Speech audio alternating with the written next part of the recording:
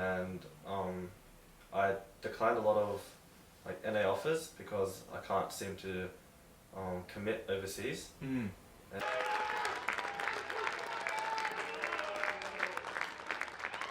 slow down the push, and Dizzy actually can be killed by that Molotov. Bring back to 1v1, but 2, he whips it up. Or he will be spotted by Sicko, taken down, and there we are, Order taking the lead 3-2. But they do. Just that one weapon here, Zoom, retain that in the last round. And Order just hold himself in a very, very default.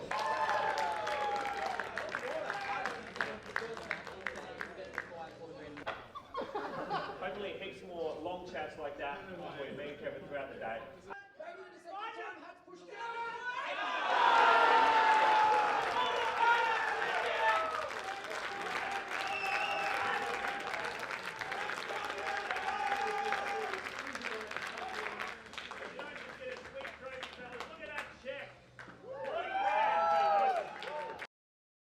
Move in that direction. I think what's happened was potentially necessary for a little bit of a market correction, but I have a lot of faith in the people that are involved now to ensure that that does get restructured into something that is a lot more sustainable and has that long-term outlook.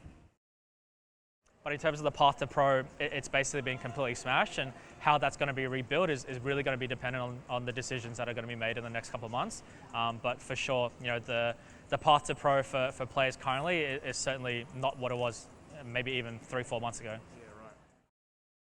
It was very rough on every aspiring player, as now there's no league, you can't really prove yourself, and it's going to be quite hard to go like from solo queue to NA, in my own opinion, because if you can't go now, like what makes you think you can go in the future? So the OPL and League of Legends were probably one of, if not the biggest esports leagues in Australia.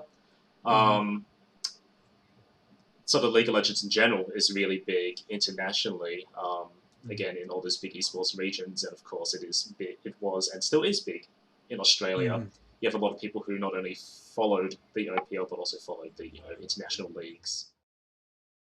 You need to, have connections, get signed to a team on top of being, a really good individual player.